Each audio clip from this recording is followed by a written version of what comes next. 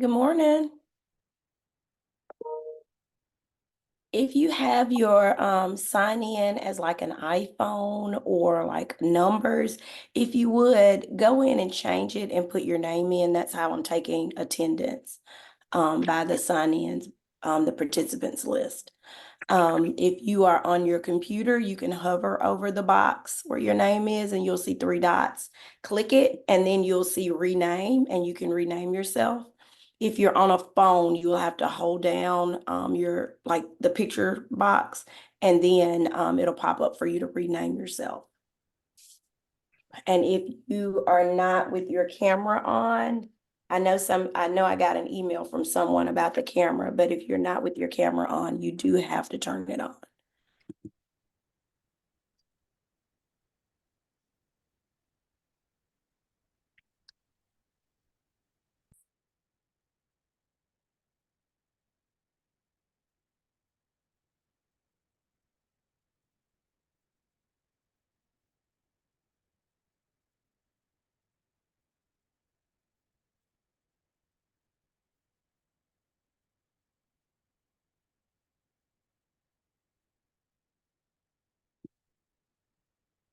I am still admitting people and we still have about 2 minutes left to allow everyone to get on.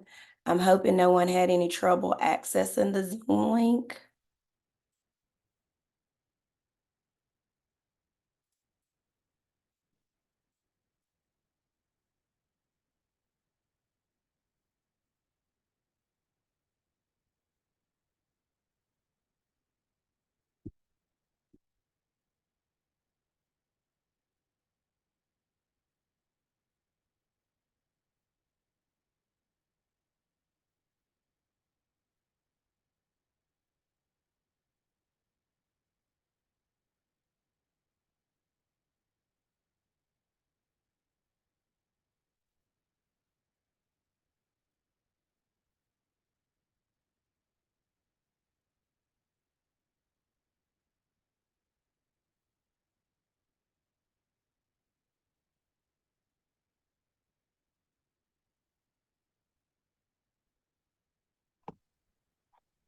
Good morning.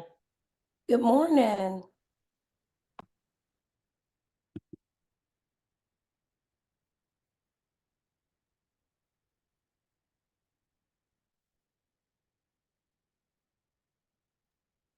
Good morning. Good morning. Welcome, welcome. Right now I got quite a Let's see few. if you can unplug it. How do I do it? Share screen? All right. I know I got some emails, like I said, from some people or inboxes via Canvas about different locations and having to jump off for different things. I'm very understanding. I understand that. I am actually in the media center at the Hilton right now, having this class. I'm at a cheer competition in Dallas, with my daughter. And that's the nature of life as we know it. You know, we're here, there, everywhere as parents and as educators, and we make it work. And so that's why I try to tell every class that I've taught, I'm probably the most flexible because I'm still doing the mom working life. So I do get it when we have to be in multiple places. So for those of you who have to hop off, if you will, throw in the chat like I'm getting ready to get off. And that way I'll see it because my chats are recorded. Um, the other thing is if you are listed, and I'm repeating for those of you who have heard this before, if you are listed as your name as a number or something of that nature, I do need to see your name so that I can give you credit for signing on. So if you have something other than your name as your person, well, I don't know what it's called, but as your sign on, please change that so you can get credit for being in the class. Because I don't know who you are otherwise. And I need to know how to change that. Okay, if you are on a computer, you will hover around your little picture and you'll see three dots. Click the three dots. And once you click the three dots, it'll have on there rename and just click rename and then a box will pop up and you can change the name. If you are on a cell phone and I'm hoping I'm remembering this correctly, you're supposed to hold down like where your little picture is in the box, and it'll pop up that way to rename yourself. And if it is not working, put in the chat what is there for you and tell me what your actual name should be if you cannot get it to work, so that I can give you credit for being here today. Okay. And I'm a cheer coach, so I get it. You know, I had tryouts last night. oh, bless your heart. We do high school cheer, but high school cheer is easier. The hardest part of that is football season.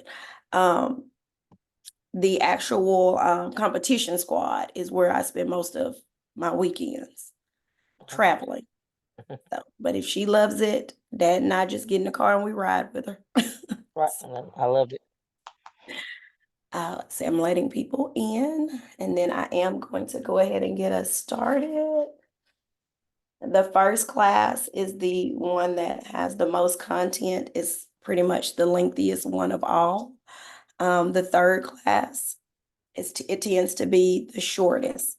And y'all forgive my voice. It is going to crackle. It's like snap, crackle, and pop today. I don't know why. I'm gonna say it's the change in Mississippi to Texas, but I don't know why, but it does that a lot. So I will introduce myself. I am Dr. Nicole Cockrell.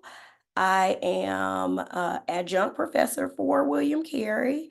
I have taught this course now. I think y'all are my 6th class. So you're not the beginner group. So I'm kind of like out of flow now with it.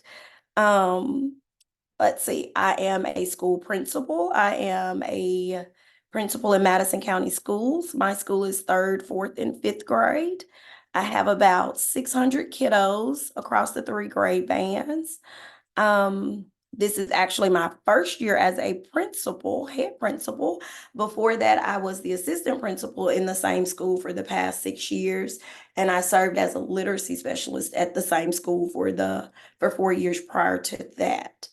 I have 3 children, 2 of which are adults, and then I have the last one, that's the girl child, that's the cheerleader. I've done football, baseball, basketball, and now cheer. So, you know, I just think of all the seasons of life, and I feel like I've gone through all of them. But enough about me. I'm gonna turn it over to y'all. And those of you all who teach elementary, y'all know the thing of popcorn reading. They banned it a few years ago, but we're gonna do it for introductions.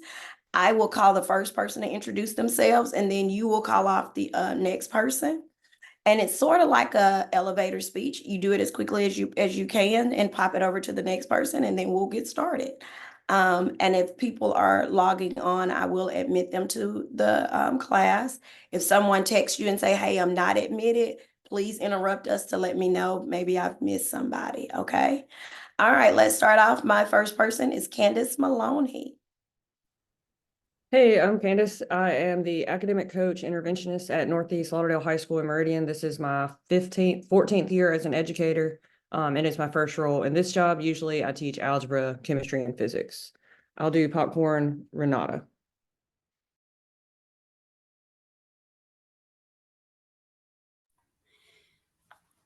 Renata Stransky. I am from Albania. I was in education in Albania as a ESL teacher. Then I moved to United States. I've been 14 years in education, 11 years as an ESL teacher. I have twin boys, almost 26 years old. Very proud of them. And love being in education and just teaching the young generation and enhancing their learning. And I will pick Lashonda. Hi, I'm LaShawna Ayers. I am a great teacher at Mendenhall Elementary. I teach science. This is my 6th year to teach science. I'm also the department chair. I have 3 children. They're about to be 19, 17, and 14. I was looking at our comments when we first started class. I said, this must be the class of 3 of the 3s. We all have 3 children. So 3 must be the lucky number. Somebody needs to go play it at the lottery. But I'm LaShawna Ayers. And I'm going to popcorn April Darby. Good morning. I'm April. I am a kindergarten teacher at Hawkins Elementary. I've been there for about 3 years. Before Hawkins, I taught pre-K for 5 years, and I am a mother of 3. I have a 10-year-old, 11-year-old, and I have a 4-year-old. And I'm gonna popcorn Mindy.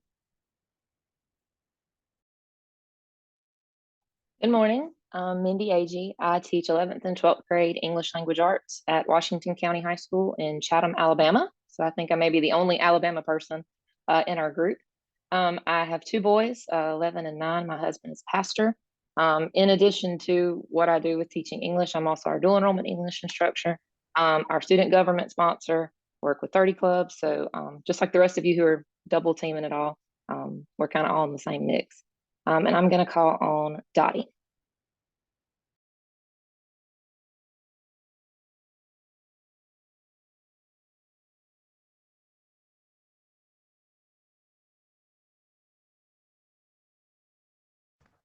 Good morning. Can you see me?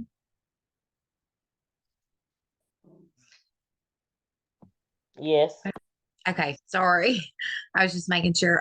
My name is Dottie. I am currently teaching 6th grade at Kosciuszko Junior High School.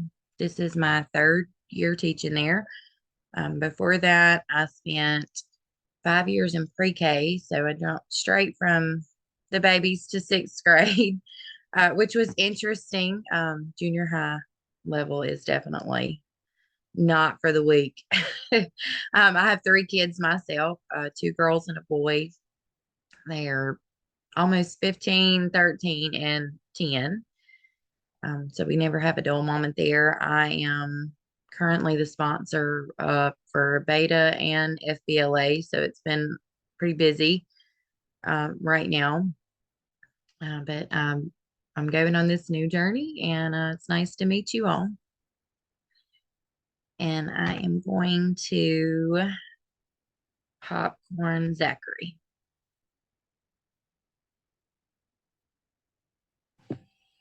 My name is Zach Holly. I teach at Bay High School in Bay St. Louis, Mississippi. I don't teach in a classroom right now. I'm the transition coordinator and I'm the department head. I used to do inclusion for a few years, but I haven't done that in a while. I did self-contained before that at a previous school district. This is I think I said this is my third year at Bay High. Also, I coach football, and I'm the on-site director for an athletic trainings program that we have. This will be my 3rd time in school at William Carey. I have no kids, and I have 2 very impatient dogs that don't like me talking without giving them attention. So next I'll call Stacy.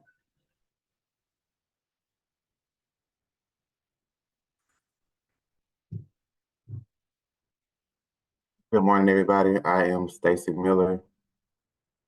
I've been a teacher for 3 years at Brookhaven High School. I am a family dynamics teacher. And I popcorn Jeremy. Good morning, everybody. My name is Jeremy Williams. I currently live in Shaw, Mississippi. I teach at Gentry High School. I have 3 kids, well, 2 kids, 1 on the way. I drive every day to Gentry to Illinois from Shaw, and from Shaw to Drew, from Drew to Rover. I coach 5 different sports: junior high basketball, junior high football, high school basketball, high school baseball, and now they added tennis to me this year. I'm the lead teacher at Gentry Alternative School, and I also teach 2 regular social study classes at Gentry High School. I'm certified in English and history.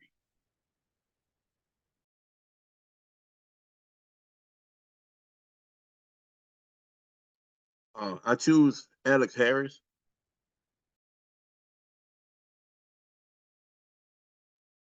Morning. My name is Alex Harris, of course. I have 2 daughters. I'm an inclusion teacher at Ann Arbor Middle School at Hattiesburg.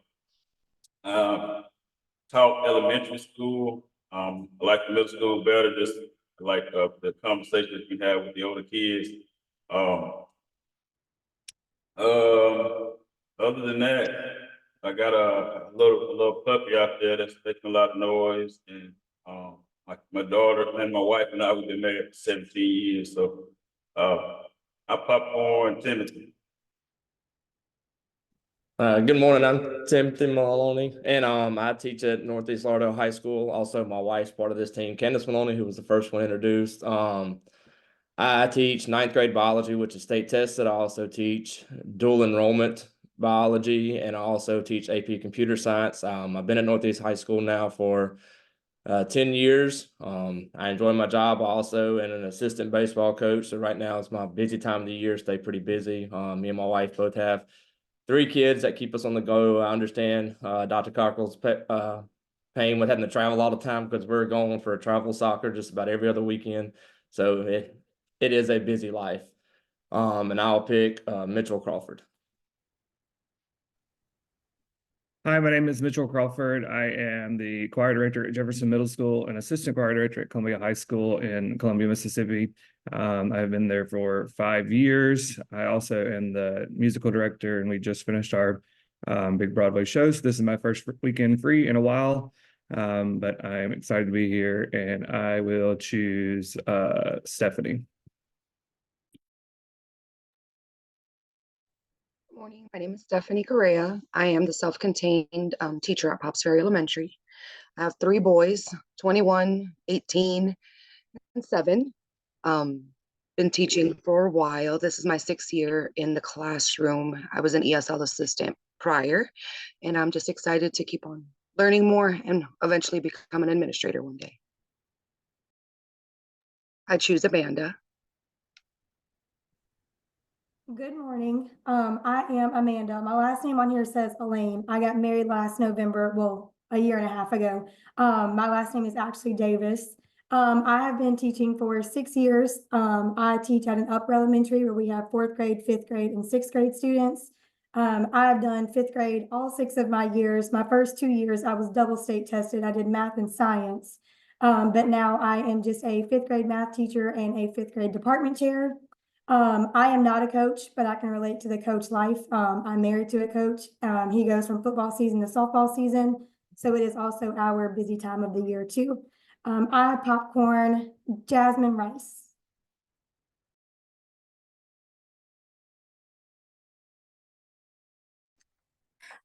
Hi, I'm Jasmine Rice. I am currently an 8th grade math teacher, but I've taught 5th through 8th grade.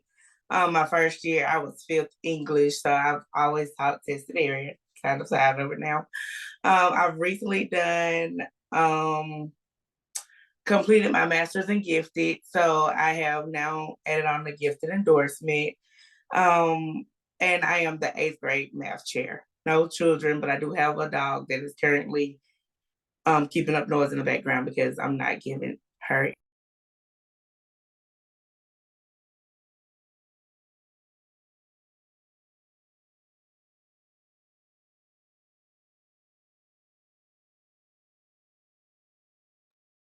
Did we lose her?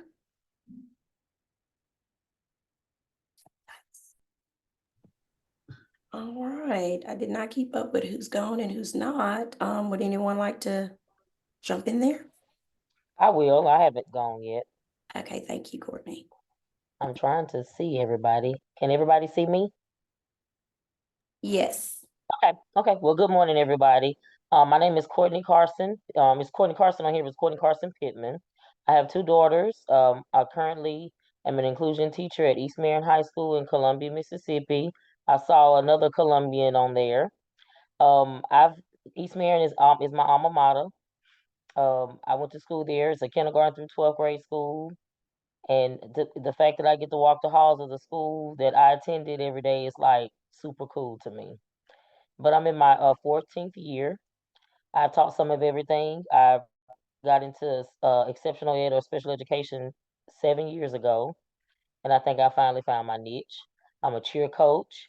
My 2 daughters are into everything in life that they think they can be in with no money and no job. From basketball to cheer to you name it. I mean, choir, we have it all going but I love it. I love being a mom. I love being a teacher. I love everything about it. Nice to meet everybody.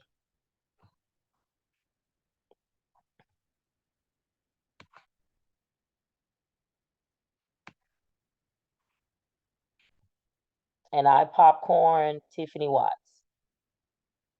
I'm sorry, I had a little pause in my thing. Good morning, everyone. My name is Tiffany Watts. I am currently the Dean of Students at Blackburn Middle School in Jackson. It is the middle school that is on Jackson State's campus, right in the front of Jackson State's campus. I have 3 kids. I have a 4-year-old that you probably can hear right now. I have a 7-year-old and a 13-year-old. And so I heard someone say something about baseball. So it is baseball and t-ball season. So we're into that right now. I am currently the Dean of Students, the PBIS coordinator, the exceptional ed administrator. My background is in exceptional ed. I started as a resource teacher, self-contained. I've done included in high school and day treatment. And then I transitioned into the classroom as an English teacher. I taught 6th and 8th grade English. And last year, my position was graduation coach. And so I love doing that. And it kind of just brought me back to my why. And I wanted to move to a smaller group so that when we get to that graduation process, students are prepared. And so that's my gist. I think I'm going to call, who haven't I seen? Amina, have you gone? Okay, I hope I said your name right. You did. Good morning, everyone. My name is Amina Haynes. I am a junior senior math teacher for the Gulfport School District at Gulfport High. I have been in education now for approximately 13 years. 9 of those years, I was a lead teacher at an alternative school. I have 2 boys, 22 and 5. And so my life is kind of starting all over again. I had one on his second enlistment in the Army while the other one was having his first year in kindergarten. So other than that, I'm working on my specialist in educational leadership. I have my master's in gifted education, all of which I have received with William Carey, and I just look forward to this class. And thank you. I choose Jeffrey Farmer.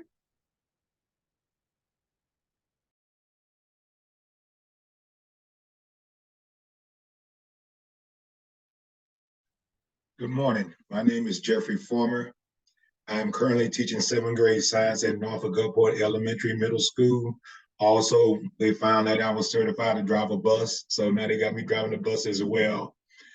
I have 2 kids. My daughter is 27, live out there in Orange, Texas, engaged to a pastor out there, thank God. And my son is, he's also in college at William Carey in Hattiesburg. So William Carey getting money on that end, in this end from me right now. So glad to be in educational leadership. I had my formal observation yesterday. I also had an interview going to the high school next year, got that job as a physical science teacher up there at the high school at Harrison Central High School, which is my alma mater as well. Glad to be a part of this program. And I popcorn.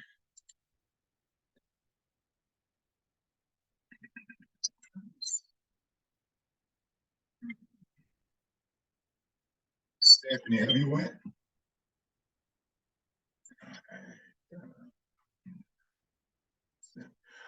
Who has not gone yet? Heather McNeil. Good morning, everyone. My name is Heather McNeil. I am currently a 7th and 8th grade counselor at North Gulfport Middle School and Elementary. I do have 3 children. My oldest is 28, 25, and then I have a 15-year-old. She is a band kid and a tennis kid. So yes, I understand all the running. She also does art club, quiz bowl, and the knitting club. So yeah, she keeps me very busy, along with my students at school who always need me. But my husband is a wonderful husband. He puts up with me. He is currently Gulfport PD. He's also our SRO at our alternative school in our school district. We are currently trying to start a business. We raise honeybees. Yes, on top of me starting a specialist program. So it's going to be very interesting learning how to manage all of these things. But I look forward to working with everybody in our group. And I popcorn. Mr. Lucas, have you gone? Okay, Mr. Lucas. Hello, good morning. My name is Judd Lucas, and I'm a special education teacher entering my 5th year. And I'm also the chair of our evaluation team at the school at Poplarville Upper Elementary. And I'm entering my 1st year as a T-ball coach, so y'all think of me. And it's been pretty exciting, but pretty challenging too. You know, the little kids have very little patience. And speaking of kids, I have a 4-year-old and a 2-year-old, and I apologize ahead of time. They try to break in this room here in a little while. Caitlin, have you gone yet? All right, I'm gonna send it over to her.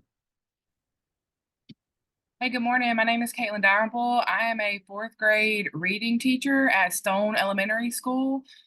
This is my 5th year as a certified teacher. I was a paraprofessional for 3 years before that. So this is my 8th year working in the school district. I was a 3rd grade teacher my first 2 years, and then the past 3 years I've been 4th grade, and I've also been the team level leader for 4th grade for those past 3 years. And I'm going to pass it to Ashley. Have you went? Okay. Hey guys, I'm Ashley Fernatovich. I work at Pearl River County School District as an instructional technology specialist. Prior to that, I was an academic interventionist and an elementary school teacher. I believe it's been about 13 years. I took about a year and a half off when I transitioned from Louisiana to Mississippi and had my second daughter. I now have 3 beautiful children, like many of you I hear. And we are also managing all of the sports and teams. So I feel like maybe I'm not the only crazy one in the group trying to manage all of the things at one time, in addition to getting my specialist. I look forward to this class and learning more about leadership. And I will pass it over to, looking to see who has not gone, Miss McDaniel. I don't think we've heard from you, so I'll pass it over to you. Hello, everybody. I'm Wita McDaniel. I am in my 10th year of teaching. I teach at George County Middle School in Lucedale, Mississippi. I have been the dance coach for the whole time I've been here for 10 years. I've done student council, I'm department head, and I've just got tagged to do Beta Club as well. So I have 3 kids. They're all grown, 22 who just started as an elementary school teacher a couple months ago. Daughter who is 21 and my son is 19, still trying to figure out his life. And I've been married for 25 years and I look forward to going on this adventure with everybody. Is there anybody who hasn't gone yet?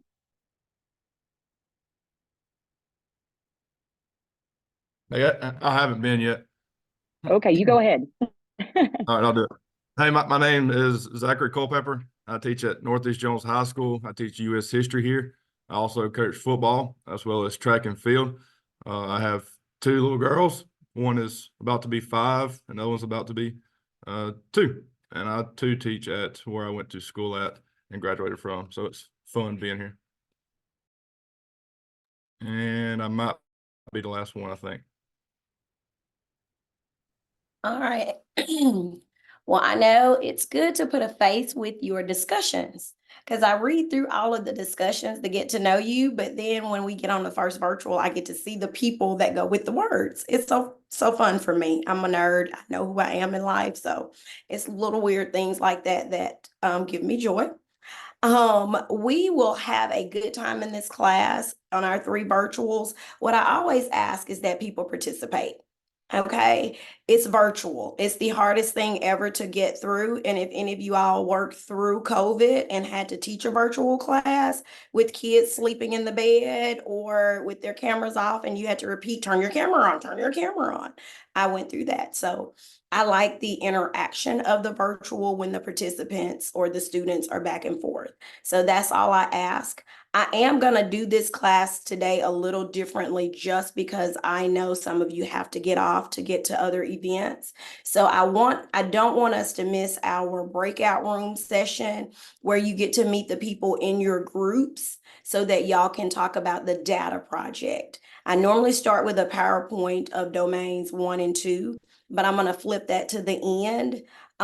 What I want to tell you to start out though, and if you watched any of the instructor videos, you know I've said it a couple of different times. If you have not gotten this book, guys, you got to get it ordered. You cannot do this class without this book. And I have had a couple of trimesters where people thought they could do what the politicians call filibuster through it. Oh, we'll Google it and then we'll type it up and we'll submit it to her. Well, the thing is, I've read the book about 6 times, so I know what the words in the book say. And so I will encourage you, if you've not purchased it, to go ahead and get that. Amazon will get it to you in 2 days, and their price sometimes is better than Barnes and Noble. But I didn't say that because William Carey pays me. $20. And look, hers is all tabbed up and ready to go. That's how mine look, where they're not highlighters, they're tabs. I'm a tabber.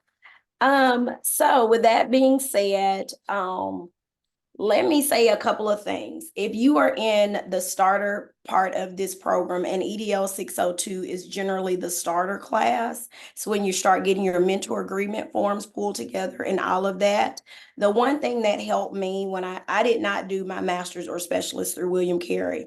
I did my doctoral program through William Carey, but we had one of our cohort members that started a group me for us that we were in for the 2 years we did that program. If y'all have not gotten a group together, I would tell you it is so beneficial for your cohort. Because just I heard everybody say how busy their lives are, and some of us miss stuff. I am probably the one who misses the most things. But the group me help because somebody would drop in, hey guys, don't forget we have a class tonight, or hey guys, don't forget we got to submit this by whatever time. It's always somebody that remembers something that one of us would forget. And so if you haven't started that group me, I'm gonna put that shameless plug out there. Y'all need to get one going just for your cohort, because it just helps keep everything organized in your brain when you have other people that are doing the same thing. With that, I'm going to keep moving. So if I move a little quickly, please don't hesitate. Like, stop me, say, hey, I didn't get that. Let's go back to it. The other thing I would encourage you is to not get behind on these reading assignments and these papers. Y'all know this, graduate work, 80% of it is writing papers, reading and writing, reading and writing. And that is a lot, especially when you have weekend lives and you have things going on every day. I would tell you, if it's a chapter reading, I would start on Monday and read 2 pages a night before I go to bed. I mean, just little tips and things that I've heard from other cohort members, from the other trimesters that they've just kind of thrown out. And I have a running list of things that worked. Not getting behind is one of those big things. And I'm going to say this again, and I know you probably heard it 100 times before. I am not a punitive professor. It is not my goal to go in and penalize because you're 5 minutes behind getting your assignment in. They are due on Sundays, 11:59 and 59 seconds. They are. When the clock turns 12 o'clock, it says late on my end, and I'm sure it says the same on yours. However, if you turn something in at 12:38, I'm literally giving you mad props because you're still awake. I'm just gonna be honest, because at 12:38, I'm asleep. I'm gonna grade it as if you turned it in at 11:59 and 59 seconds. Now, if you turn it in 3 days late, I'm so sorry for you. I'm just gonna be honest with you. I am so sorry. you will get points deducted for it being late. I get a day late. I even get 3 days late with an email to me on Saturday or Sunday saying, hey, I had a student last year whose power went out and was out for like 4 days. I'm not going to penalize a person for not having internet. You're in survival mode, you know? But communication is key at this level. Just letting me know, hey, we have this going on. But I will say to you all that I've said the 6 trimesters before, there is not an emergency every week. You know, it's like telling your kiddos, especially the high school folks, your grandmother can't pass away 19 times. I'm just saying. So I do live under that, trying to make sure that we stay up on things is going to be very essential. Let's see, I'm gonna get off the soapbox of turning things in. Now, like I said, I'm gonna flip this class a little bit and I'm gonna go straight to talking about your group assignment, okay?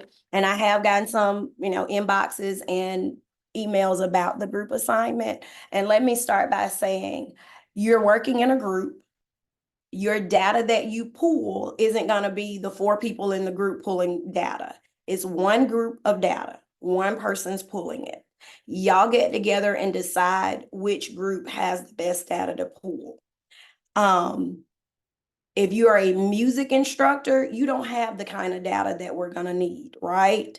If you are in a non-tested subject area, you're not going to have the data that we need to look at to do this assignment. So you guys would lean on the people who are in a tested subject area to pull data from. If you're in a group and everybody's lower elementary, then you have data as well. I'm sure, I know it in my district, 1st and 2nd grade take the MVP. And then I know in other school districts, they take iReady. So there is data you can pull. And if you're in a situation and everyone in your group, no one has data, that's when you send me an email and I will provide you some data. My school is a 3-5. Everybody in the building takes tests feels like every other week sometimes, but we have data that I can share with you. So I'm going to share my screen with you just to go through a couple of the items that are already in your Canvas module. Let's see. Okay, I'm gonna start with the data. Like I said, I'm working a little bit backwards, so y'all bear with me just for a minute. So it did not share what I wanted it to share. It does that a lot. Get back to it. Let's see.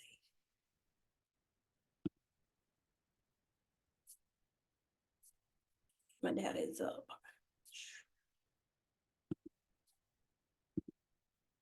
All right, now you guys should be looking at a Excel file. Can everybody see that? Somebody come off mute and say yes, so I know we're all in there together. Yes, I can see it. All righty. So if you're at one of those lovely schools and everything in your data chart is in this lovely green, we don't want your data either. Okay? Because that's not going to help us get to where we need to go in terms of our assignment. And hey, that is cool. When I get my data here during spring break, and I stop everything on spring break to analyze it for my school, I'm looking for green. I'm really looking for blue, but green is good too. But what we really need is that you all share data, because again, this is a data project where we're going to look at what can we improve. What are things we can put in place to help a situation, right? So as you're looking at my screen, you see I have highest areas are green, lowest areas are in the yellow. I don't want you to pull off the highest things. We're going to look at areas where there are some deficiencies, where we can put a plan in place for it to help it. So if I were analyzing this data, I would look at RI 3.3 because it was actually, the complexity of the text was easy, but it was a social studies passage and it was a DOK level 2. So those are things that I look at, and there are some anomalies there because for one, it was an easy passage. But then as I'm analyzing, how much informational text are we reviewing in class? Is that going to be our issue? And then I look at my DOK level. Are we missing a lot of things in DOK 2, but getting all the things in 3 and 1? So then I need to look at, well, what kind of strategies can I put in place to assist kids with DOK level 2 questions? Now, that's this data. This is just something that was pulled just to give you guys an overview of it. I know when you get iReady data, it looks different than how this is set up. I also know if you're looking at NWEA map data or star data, it looks different than this. But when you're analyzing it, what you need is a standard. You need a standard. You also need to know what DOK level it is and where did the students as a whole perform. What was their percentile for that area? Any questions about the data so far?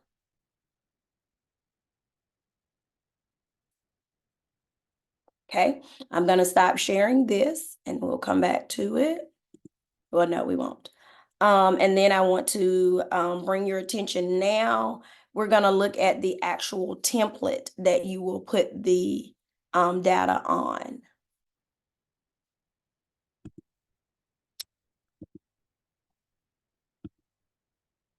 All right, so this is the SMART Goal template, and it is already in your module. And if you notice, this particular sample, they did use iReady data, okay? So with that being said, you will fill this out. And here's the thing, if you're in a group, everyone's data, everyone's template should look the same. When you submit that into the Dropbox, my first thing when I pull a group set of data, I'm gonna check group one and I'm gonna just go through it and I just put my eyes on it to see if everybody submitted the same thing because it's a group assignment. And I am one of those people that don't really care for group assignments because I like to work at my own pace and submit my own stuff.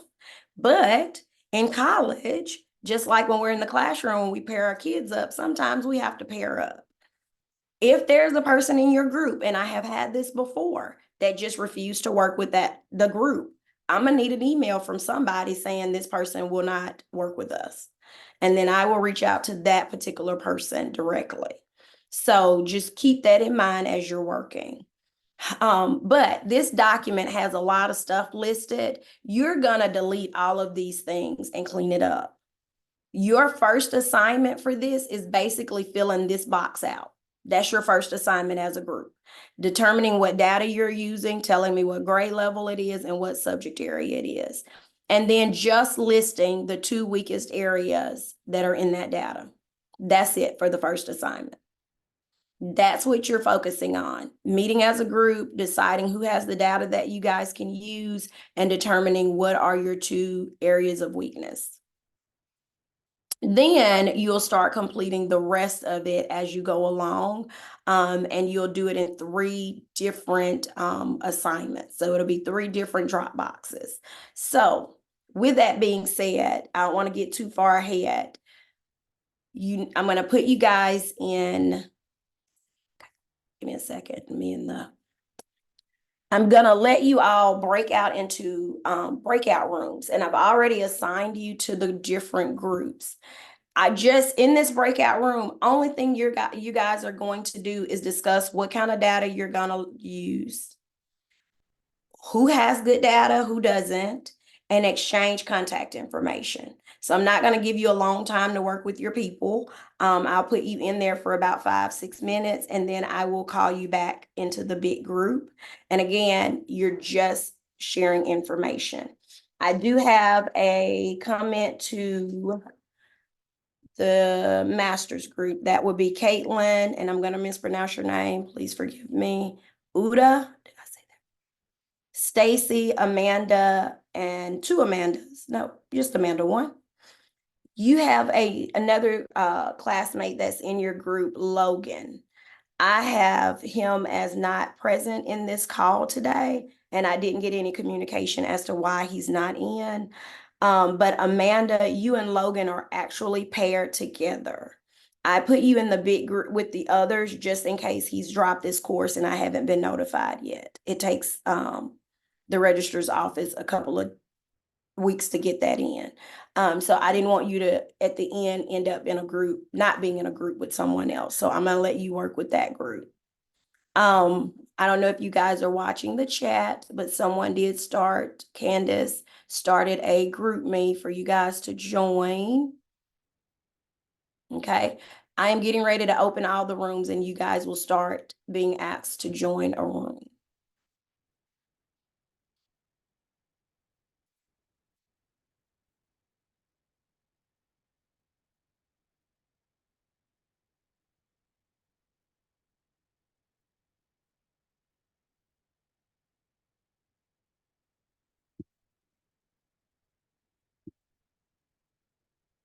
All right, April.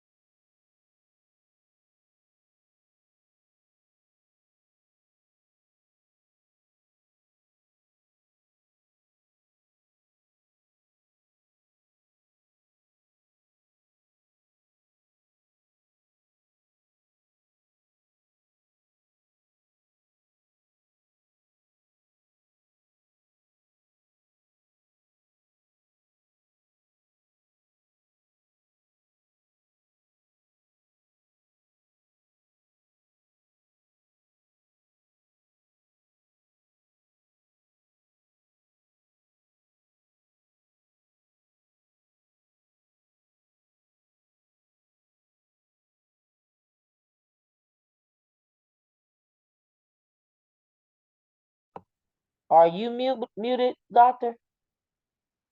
Okay, I was just making sure it wasn't something wrong on my end. I know I had mine on mute. I was shuffling papers and papers very loud.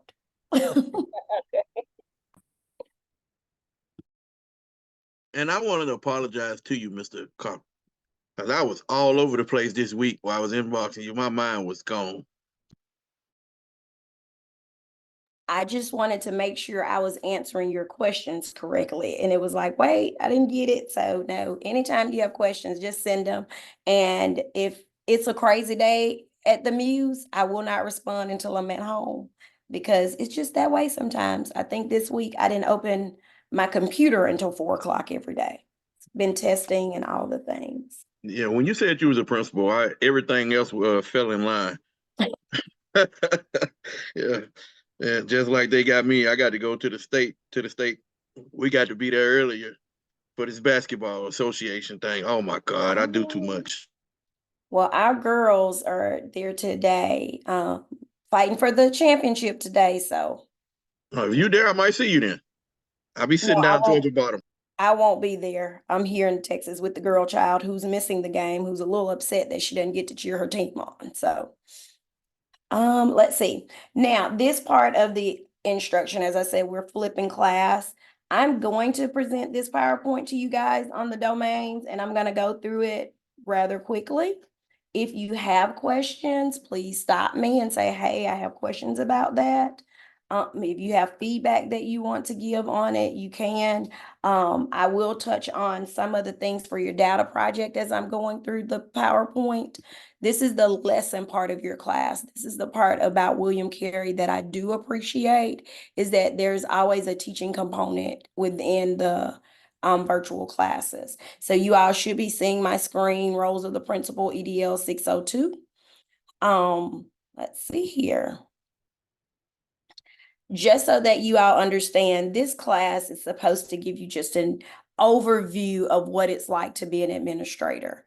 It talks about the instructional and the organizational piece of leadership. If you go back to when you were in school, the principal was like the manager of the building. That is long ago history at this point. Now you have to do both ends. You have to still manage the facility. You still have to be that person. But as a school leader, you have to be knowledgeable of instruction. And I've had a few people in my actual school that have been in different entities like PE and different things that have tried, that want to go into administration. And my comment to them all the time is you need to get as deep into the instructional piece as you can. No one is going to sit in an interview with a coach, with a music teacher, and have a conversation with you about sports. They're not. They're going to ask you, how do you read data? How do you analyze it? What do you do with the data when you've received it and you've analyzed it? They're going to ask you about instruction. What is the science of reading? How does that theory apply to what we're doing at this point in schools? So you have to be well-versed in instruction. And when I say well-versed, I'm not saying know the buzzwords. I'm talking about knowing the practice. What is it that you're going to walk in a school building and make better? And if it's already great, how are you going to keep it being great? So those are the things that will be part of an interview. It's just, it is what it is. It's my favorite statement for instruction at this point. You cannot lead if you don't know instruction, because your teachers are going to rely on that as well. Anywho, moving on. The objectives for our model, again, we're going to talk about instructional organizational leadership. We'll also spend a little bit of time talking about diversity, inclusiveness, and then just equal opportunity for all. We look at for all sometimes and see, just the racial lines of this, but that's not where we start. We start with our EL kiddos. We start with our special needs kiddos. Are we having diversity for all? Are we being inclusive of all? I have some teachers who complain a little bit because I make sure that all of my self-contained kids push in. I know they're going to sometimes not sit quietly. They get overstimulated, but I think all kids, even genetic kids, benefit from sitting in a room with a child who has special needs. And so that is a thing for me that I live in. Like, we're going to push those students in. They need to be around kids, and kids need to learn human kindness. And for our gen ed kids, sometimes it's about that. But always thinking about making sure we're educating all students. Core values. I always say to students at this point, start thinking about your core values. What is it that you believe in?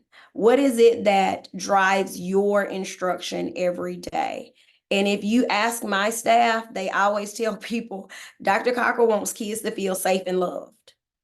Those are if I had to give a general statement of my core values when I walk into school, I want people, all stakeholders, to come in and feel welcomed.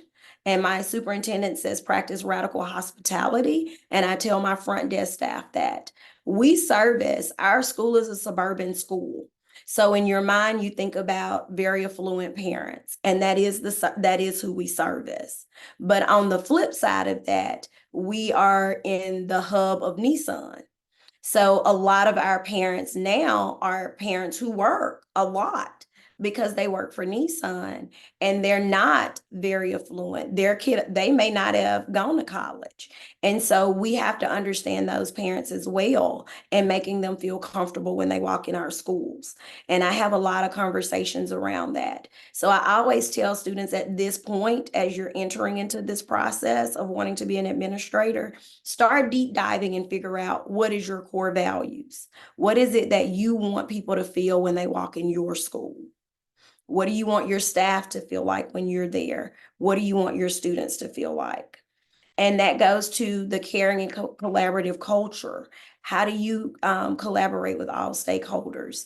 And I believe in a growth mindset. If you've not read any of Dweck's work about growth mindset, I'll tell you to dive deep into Carol Dweck's study of the growth mindset versus the fixed mindset, because kids now have to have a growth mindset. Their world is ever changing, and they have to be able to change with it. And always staying focused on the results. We are a data-driven society, and we have to stay focused there.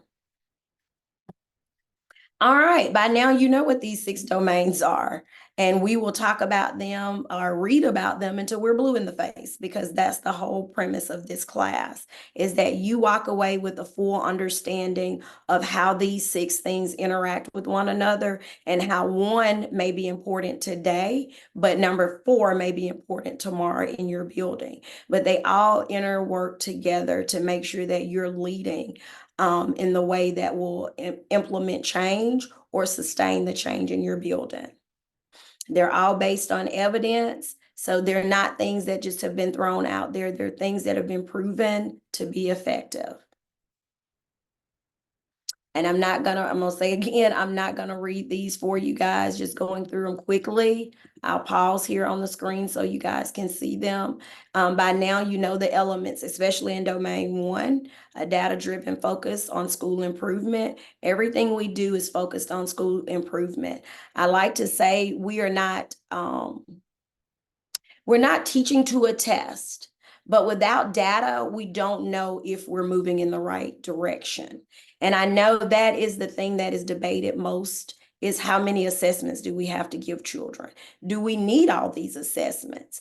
And my mama heart always says no. My administrator heart's kind of in the middle. I feel like we need data to help improve instruction, to make sure that all students are moving in the right direction. Any questions so far? Please chime in. Again, this is virtual, but I like interactive. Dr. Cockrell, what I'm experiencing that I would like to get your thoughts on is, how do you continue to motivate your students after you all test to continue to, do work? Because in our building, a lot of people feel that if we're testing for 3 hours, we don't have anything else to do. But you can't have that mindset. So what kind of culture or tone, or is that something that you set with your teachers at the beginning of school for them to understand?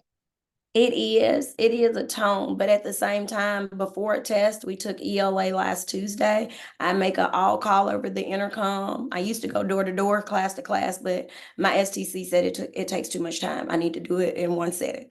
But I tell the kids, like, this isn't a test. I don't want you to think like this is a test. It doesn't go in your teacher's grade book. This is an assessment so that your teacher knows how to help you. Do your best so that your teacher knows what they need to teach you next in what you're struggling in.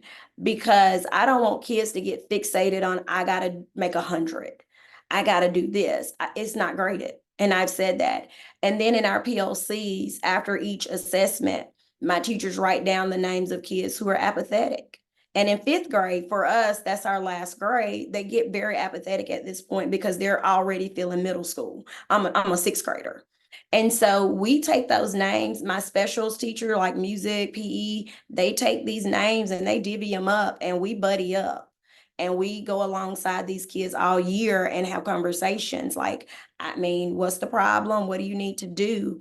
It's the climate that we're not trying to make you an A student. We're trying to help you.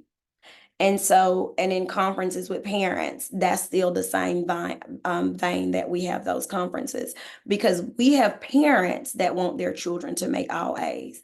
And again, I go back to my community. My community is that of parents who are in constant competition. And so they want their kids to be the best, if not in baseball, in school. And so we have to change that vibe to say, hey, we're trying to improve on instruction. And so that's always a point of conversation, I can say. Does it always work? No. But it goes back to that growth mindset, trying to make sure kids know that they're always just improving. Does that answer your question? Yes, ma'am. Okay. So when we talk about your data project, I want you to think about too that the SMART goals, making sure that things that we're doing are measurable. Everything we do has to be results oriented and measurable. So these are some things that Carbo and Marzano tell us that should be on our radar at all times, that needs assessment, prioritizing needs, identifying critical goals. That's what you guys are doing for your data project. The data, then you use it to make decisions. I always like to tell teachers, the data is for decision making. It is not punitive. We don't go back in and punish a child because they didn't work out the math problems. I'm sorry. You go back and you say you didn't work out the math problems. That's why you're 3B. We're going to have to work math problems to get to a 4. All right, the how and why. Why do we do data? Everybody in this class knows why we have to have data. Because if we don't have data, we can't drive instruction. We can't identify kids who need interventions. We can't make a plan. We can't group students for the plan. So data is very essential when we start thinking about what we're doing every day in terms of our instruction. School-wide goals, as you guys are picking out your mentors and the people you're going to work alongside in your building, making sure you ask them, what's the goals for our school? Every administrator in the state of Mississippi, I can't speak for Alabama, but in the state of Mississippi has to have goals for their school. We have to have those submitted before, by the end of August in my district. And those goals are what drive my PLCs. They're what drives every discussion that I'm having in a grade level meeting or leadership meeting, because we're always constantly revisiting what did we say in August we want to see in May. And sometimes principals do these things and they just type them up and submit them because they have to turn them in. Some of us, like I'm a newbie, so everything I do this year, I will say is very intentional because it's my first year. But I know some principals who've been doing this for 20 years, they're like, I just submit it. I don't talk to those principals that much because I don't want to become a lazy person. And that's just a me thing. Now, SMART goals. Let's talk about this, because once you get to the middle part of your project, you're going to be looking at, is my goal specific, measurable, attainable, results oriented, which requires you to have evidence, and how much time do I need to provide for this? So when we think about our SMART goals, and we'll go more into depth in this in our second virtual class, but you do want to make sure when you're looking at the areas of weakness, that when you start saying this is the strategy that I'm going to use, that you have evidence to back that up. Because if I'm going to use a strategy, how am I going to go back and check? It's like that being able to check the actual process. I'm saying that wrong, but I know what I mean in my brain. And how much time do we need to get that done? So this is the point where I would have broke and did the breakout sessions. But again, we did ours in a little bit of a different format just so that people who had to get off could meet with their groups. Element 2, progress monitoring. You're not progress monitoring as a teacher. I'm going to tell you to start. And when I say progress monitoring, every time you give a summative assessment, you need to analyze that data. And not from a stance of he didn't try. Why didn't he try? And that's a flip. I think my teachers get a little irritated with me because they want to complain about the kid, and I don't like that. I think you chew on it and spit it out. If a kid didn't try, you chew on that, you get upset with it, then you spit it out, and then you go back to the table with your team and you say, okay, I got Johnny and Johnny doesn't try. What have you done in the past for a kid like this? Because at the end of the day, our job is the hardest job ever if you work in public school. You take every kid. We can't turn any away. And we have to figure out how to educate kids and how to do that effectively. And so I just think with element 2, the big picture, trying to take your whole class and breaking it down and narrowing it down to figure out the kid.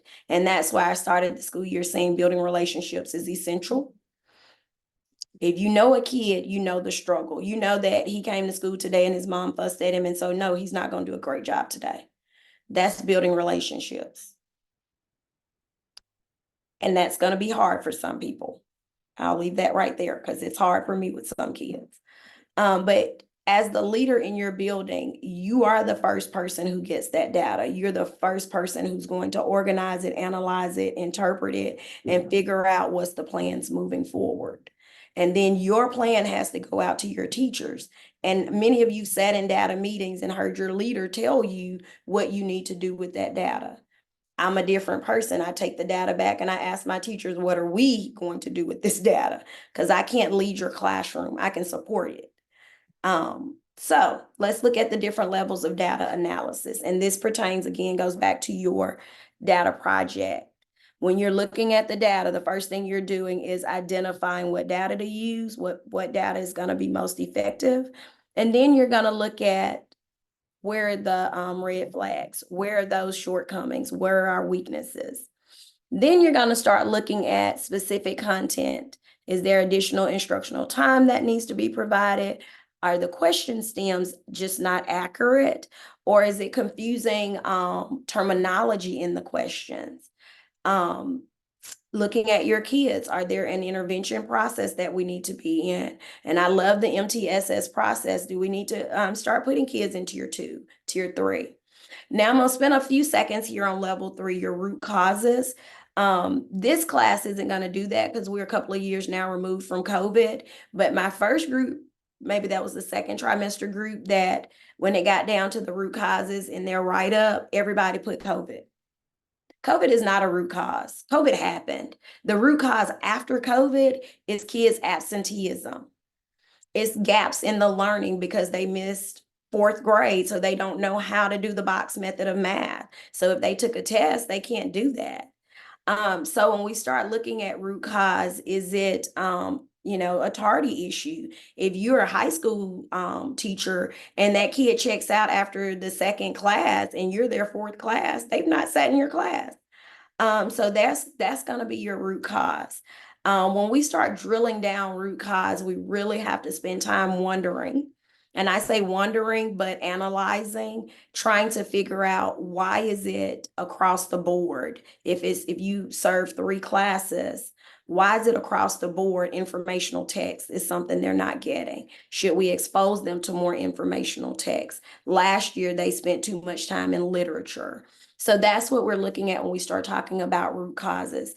Any questions about that? Because normally that's the part of the data project I think most people lose points. Dr. Cockrell, being the counselor, and I've noticed this mostly because I deal with the 7th and 8th graders, we have the introduction of credit classes. And one of my goals as a counselor is to decrease failures with 50 Fs because of attendance and not earning those credits.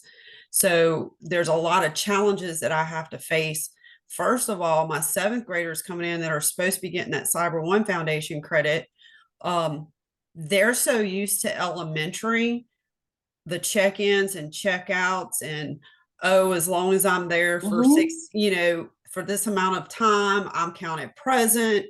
But they don't realize that they're in classes for 50 minutes. And if they miss that class, they've missed instruction. And trying to get them, it almost takes a whole year to try to convince them that they have to be at school. And then the other thing that we have to fight against is, and I was telling my group, my school's very unique. Our elementary kids do not come to our middle school portion, and our middle school kids do not attend our elementary, but we're one school and we have 2 different start times. So our buses for our middle school students are coming from all over the county. And I have a bus that doesn't get to school they're late every day, sometimes an hour late. So if those kids, and I try to make sure they're not in credit classes first, but whatever they're missing instruction time. And when I pull my data for one of the English classes, I'm looking at it going, this kid's on the late bus. This kid checks in late every day. This kid does this, But that is a root cause. That is a root cause. But now that's a systems problem. That right there to me is a systems problem. If you have a bus that's late that many days, from a top level down, it should be addressed. Where that somewhere or another, the bus system has to change. We just can't get bus drivers. No one can. So they're like driving 2-3 routes. I get it. My last bus did not, and we dismissed at 2:30.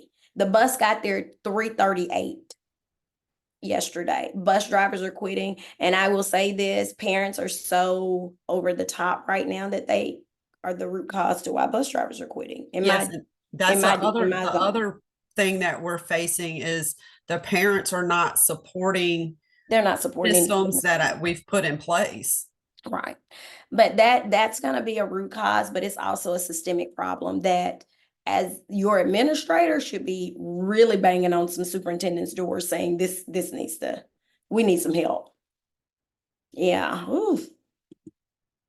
And I'm not bad math on my school. I love my school. No. Again, when a bus driver situation is outside of everyone's control, and it just is. And I say this all the time. Most of the people that drive buses are retired people, and a lot of them are people that are on disability and different things that can work a couple of hours a day, and they don't have to take it.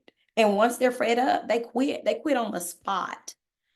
And it's hard. It really is. So no, that's not, it's just it's a systemic problem that I don't think after COVID we've gotten a handle on yet. Data teams can zero in on instructional or curriculum changes. I know most schools have PLCs where you guys meet and you discuss the data and you talk about what needs to be done. I just need, teachers not only know the critical achievement goals of their data of students, but you got to always monitor it. It's just part for the course. And I know the one thing in life we can't get back is time. And that's the hardest thing, is finding time to analyze all the different data points and just trying to figure out which one is most essential. But once you identify the data that actually is the most essential, keeping a close watch on it at all times. And I'm not talking about benchmark data. We're going to do benchmark data and we're going to analyze that as a whole school. But when you're meeting as an ELA department or a math department, those summative assessments are most essential when you're analyzing data, because that's where you fill gaps in. If you know a kid is struggling on a standard that you just taught, how do you go back and fill those gaps in immediately? That's to me where the game changes. I'll leave this slide. Element 3, this is developing interventions and support. And I know I heard a couple of people talk about being the interventionist in their building. And your job is basically to support your teachers in terms of making sure the correct interventions are in place for kids. Any of you guys want to give any thoughts to that? I do, like I said, I know we had some interventionists that were in our group. I just unmuted myself. I'm the interventionist at our school, and like, it's not a one size fits all solution to making sure the intervention that's in place is working. Cause I know some kids that are missing the same deficit skill. One set of instruction works for child A and the exact same instruction or intervention strategy does not work for child B, even though their deficit on paper is the same. So it's just one of those, it's not a one size fits all type situation. I agreed so much, Candace. It really isn't. And I served as an interventionist and a literacy specialist, which is the same thing. They just changed the name. And it isn't. You can, and I worked with elementary. You could get two kids who can't comprehend. One truly is just reading the best, but nothing's getting in. Like, you have to start with those types of strategies. And one kid can't decode the text. So you always have to dig deeper into it. And again, analyzing what is the best method to help kids. Thank you, Candace. All right, let's move into chapter 2, instruction of a valuable and guaranteed curriculum. I love curriculum, but I have figured out something after talking to a lot of people that they assume curriculum and textbooks are the same thing. These two things are not the same. And after getting in those conversations, I'm like, okay, this is not gonna benefit me as much as I thought. Curriculum is the standards. What are we teaching? Breaking it down. What is it students need to know? A curriculum a textbook supports that. All right, so as we look at this domain, we're looking at 4 essential elements. You got to have a vision for how you want instruction to be done in your school. You got to have that first thing. You have to have knowledge. And I go back to what I said to those of you guys that are in this course and are not in content areas, making sure you have knowledge of instructional practices in your school. Sit in on those PLCs, even though you get to opt out of them because you feel like they don't pertain to you. I'm a 3-5 school, but my specials teachers have the last block of PLCs. If we did a writing workshop or if we did a math workshop in their PLCs, they get the exact same thing that my 3rd grade teachers got. Because I need them to know what instruction is taking place in our school, because we're a one school, and I tell them we live and die as a team, and that means 3rd grade to 5th grade. 3rd grade supporting what these kids are going to get in 5th grade. So I just think if you are not a part of those discussions and you're in this course, go ahead and make yourself a permanent fixture in those discussions. When they have a leadership meeting and they're discussing what textbooks we're using next year, you need to be sitting in those meetings, working alongside whomever your mentor is and saying, please don't leave me off those emails. Please let me know when y'all are meeting. Is going to be essential for you. Curriculum, looking at element 3, ensures that the school curriculum and accompanying assessments align with state and district standards. I go back to my original comment. A textbook is not going to teach all of the standards. Teachers have to supplement. And I love a creative person who can come alongside and say, hey, this standard's not in this book, but we created this to go along with it. And we are fortunate to have math and literacy specialists that come in and say, okay, we can't use this. And I will be honest, as a teacher, I loved teacher pay teacher. As an administrator, I am not as happy with it. I will tell you that. I loved it as a teacher because I didn't have to spend 15 hours finding fonts and all of that because I like my stuff to be cute. But as an administrator, I have learned that people put things out there that is not aligned to the standards. And it's not because they're trying to, but if I pull something from teacher pay teacher, that teacher may be in Texas. Her things don't match what I'm teaching in Mississippi. And so that's why I say we're fortunate to have literacy and math specialists to come alongside the teachers and say, this is really cute. However, our kids don't have to do this, and to make it more streamlined. But as an administrator, if you don't have those people, you have to spend that time with your teachers, making sure you're aligning the things that they're teaching to the state and district standards. I think 4, we know we have to be focused on standards and making sure that's a typo. That should be 5. I'm sorry, I need to fix that. Each student has an equal opportunity to learn the critical content of the curriculum. That is so important. That is why, again, I think inclusion is important. We know kids aren't operating on that level, but the exposure is what they're getting. And they get to go in for tutoring with their SPED teacher, but sitting in that classroom and getting the instruction at the level they're expected to be on is so essential. Curriculum. I'm going to read this from Marzano 2003. Essential content to be addressed in specific courses at specific grade levels is the most essential thing. And it goes back to that comment I just made. We need to teach kids on grade level and then scaffold it so that they can actually master it. And believe it or not all teachers understand that. And you're in this course, so I think y'all get that. We have to scaffold instruction so that kids can understand and be able to master things. Content should be available to all students. Teachers should teach the essential curriculum, and teachers should have time to address the essential content in the allocated time for teaching. And that, to me, is not reality. And I will go ahead and say that. When you have to stop a week for benchmark testing, I know as a teacher, I start hyperventilating like, I got other stuff. I still haven't made it to the end yet. So we know time is always going to be something we struggle with. I might be quiet and let y'all read that. And if you have any questions about it, you let me know. Or any comments, shall I say. Dr. Cockrell. Yes, ma'am.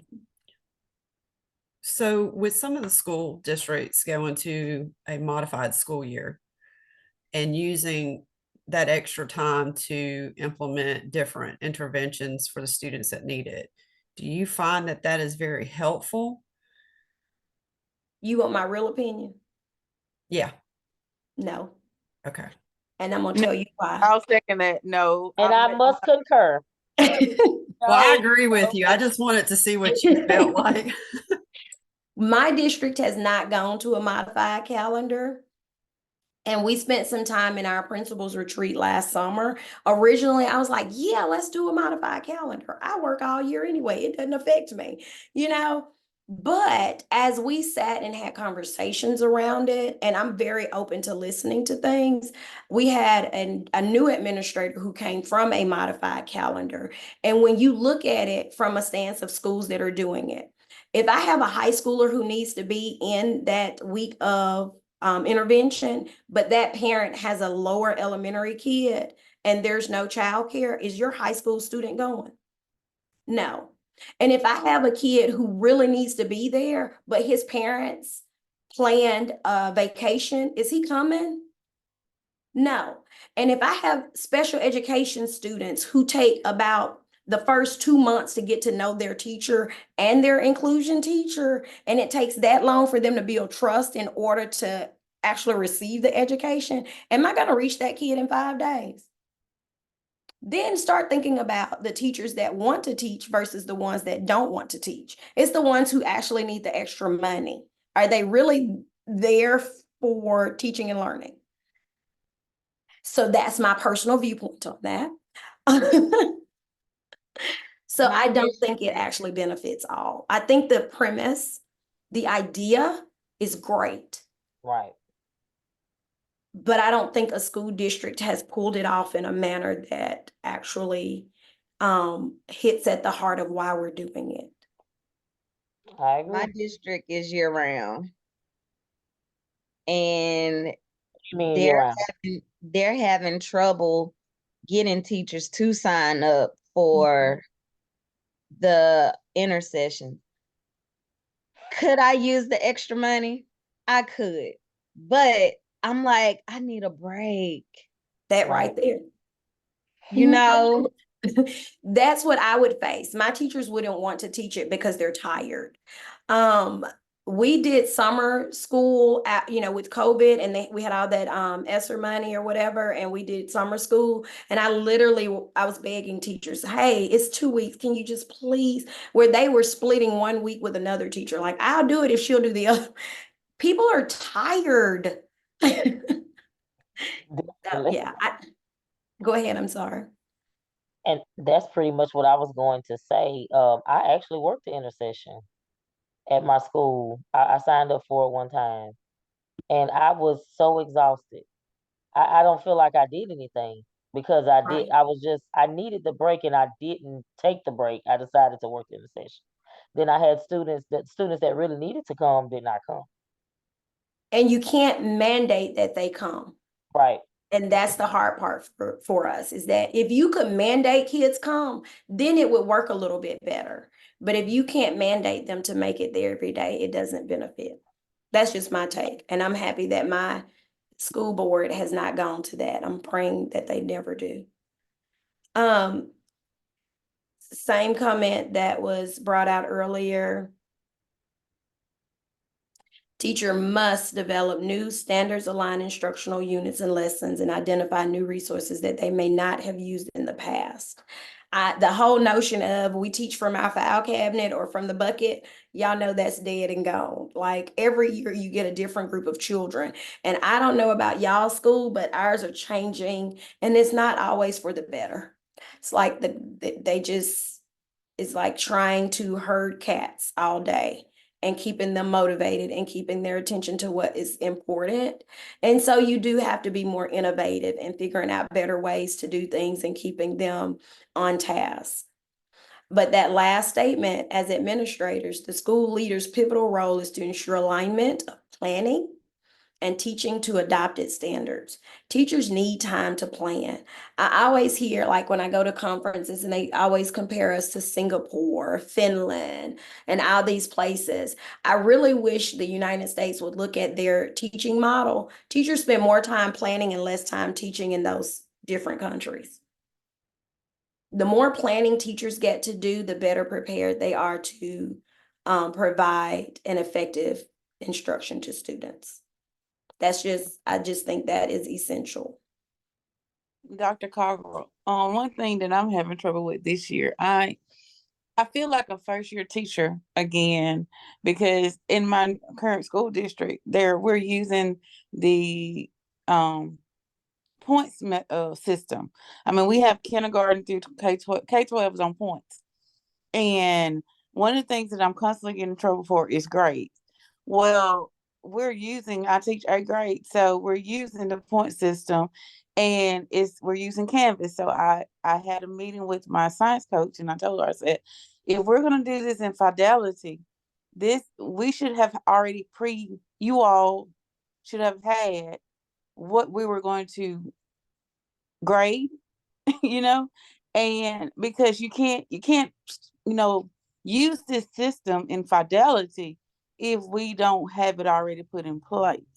Right. And that is a great point. Yeah, and also with the just communications from the head down system, I was telling them, if you are new, everybody's kind of new in our district in their jobs. So it's kind of hard with you being new and you also we have and not going bad on my district. It's just that if you're going to be in a leadership role, you have to be approachable. Like you have to be on a team. Like we have so many. Well, I have this degree and I know this and I know this and I know this. You cannot tackle a school with that mentality. So that's the thing that is very important when I was reading. I was like, my God, like we have to, like, planning is one thing, but you have to plan ahead. You can't be doing it in school and still trying to think how we're going to be successful with our data. I agree. You heard what I said. We live and die as a team. Like you may teach 3rd grade, but if that kid is sitting in 5th grade and you taught him in 3rd grade and you're his motivator, go up there and talk to this kid for me. My 5th grade has literally taken 5th grade math teachers have literally teamed with the 4th grade math teachers because they saw a big dip in their scores. And they're like, wait, the kids that were 5s in 4th grade, now you're kind of approaching a 3 now. You have to have teamwork within the building. If you don't have that in your building, then people are in competition of each other. But at the end of the year, as the leader of that building, I get 1 score. I'm gonna get all the individual scores, but what goes out from the State Department is that Mansdale upper score. And so that's why I say we live and die as a team. This is a whole school approach. And I don't care. I mean, like degrees are degrees. Anybody can get one.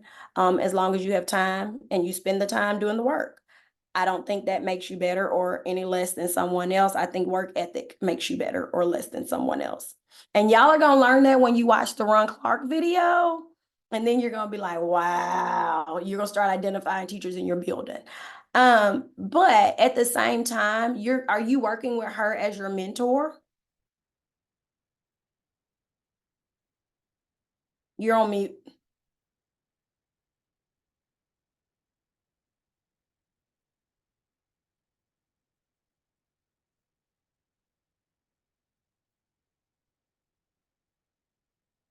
Well, what I was going to say though, Lashana, if you are working with her as a mentor, you can bring some of these things to her, help her see some things differently. Because you're going to have some degrees too. But I'm gonna move on. Domain 2, element 1, how does a leader provide a clear vision for how instruction should be addressed in the school? Common language, common vocabulary, a common vision, and agreeing about best school classroom practices. It goes back to what you were saying. People have to see things in the same way. What is the direction we're going in? How do we plan on getting there? And as the leader of the building, that is your job to direct the ship in the right direction. What does good teaching look like and how to get there? I have a new assistant principal and she was saying, I taught kindergarten. I've not gone beyond 3rd grade. How do I talk with a 5th grade teacher about instruction I've never taught before? And I said, you will know good instruction walking in a building, in a room. I said, look at the kids that are engaged. That teacher's got them. They sparked that learning. It doesn't matter. I can walk in a Spanish classroom and I don't know anything about teaching Spanish. But I know a teacher who has a planned lesson. They're not fumbling. They're not looking for stuff. Everything is in place. The kids are on point. I know a teacher who has classroom procedures down because those kids, when she says, okay, put that up, take this out, they go boom, boom. It's like a quick transition. So you will see those things when you're working with your mentor. I will tell you, walk with them as they're doing classroom observation. That's something I know is a part of your, when you're getting your, practical minutes, making sure you're doing those things. Predominant instructional practices to improve teaching. Teachers improve instructional practices when the leader provides feedback regarding predominant instructional practices. And I know we've had observations where the teacher leaves your feedback in the mailbox. You never even talk about it. I'm a proponent for classroom observations and feedback. I am in teachers' classrooms every day. I have a calendar, a schedule, a weekly schedule that goes out to my teachers, letting them know 8 o'clock I'm coming in. I'm gonna be in there for a few minutes. And your planning time on Tuesday is on the calendar, what day you're coming to see me. It's very scheduled. It's very organized. I am a systems person. I like a well-oiled machine. And so my teachers are not like caught off guard. They're not scared I'm in there. And when I sit in a parent conference and a parent says, well, she yells all the time, I'm like, she must be really good at that. Because I've been in her room like 4 times this week. Never, ever have I heard her yell. I'm on that hall all day. Never, ever have I heard her yell. That way I can support the teacher. So that's why I go back to, if you've not been doing these rounds, you are gonna want to make that part of your common practice. Walking in classrooms with your mentors, seeing what's going on in other classes. I'm gonna pause and let y'all read the how. If anyone has any questions, let me know. But I'm gonna give you a second just to review that.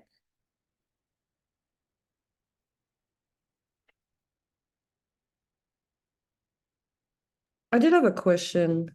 Sorry, while we're reading that real quick, Ms. Kaufman, or Dr. Kaufman. When you do these informal walkthroughs as a principal, are you always leaving feedback or are you reserving that for when they come meet with you later?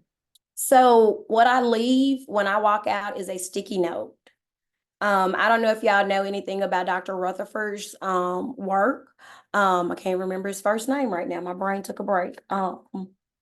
Well, he does what is called the artisan's teacher. And we had a training on that a few years ago. And so it's 23 different talents that teachers have. And when I leave my sticky note, I will say something of the nature of great job using overt responses to ensure the learning. Your students were very focused. I could tell from their responses that they were engaged. I always leave a happy note. That's what I call it, a happy note. And our feedback is I have a form that they get from me that has, what are your 3 goals? Everyone's working towards something. I do 2 strengths, 3 goals. And then beyond that, at the bottom of that is like what the teacher does, what the student does. And we'll talk about that actually on our second call, when our second virtual class, when we talk about the evaluation system that y'all will do in this class. But I like to, I'm an organized thinker, but at the same time, I like to leave that sticky note for teachers to have something to look at. I wasn't just in there and I blew in and blew out. You know, it's saying you did a great job. Never ever have I left anything negative. I'm not going to leave a negative sticky note, because most times people sit and that's the only thing they remember. And when we sit in our feedback, I don't say, well, when I was in your room, this is what I saw and this was what it should be. I say, tell me what you think about your lesson. Because one thing is, teachers are the most reflective. When the principal walks out of your room, you're like, wait, what were you doing? What were the kids doing? We're so reflective because we want to do our very best, that when that teacher walks in and sits with me, they have 3 goals, because they were like, when you were in there, I realized that my Promethean board, I could have had the questions on the Promethean board. So going forward, that's going to be my goal. I'm going to make sure to put those questions up so kids can see it.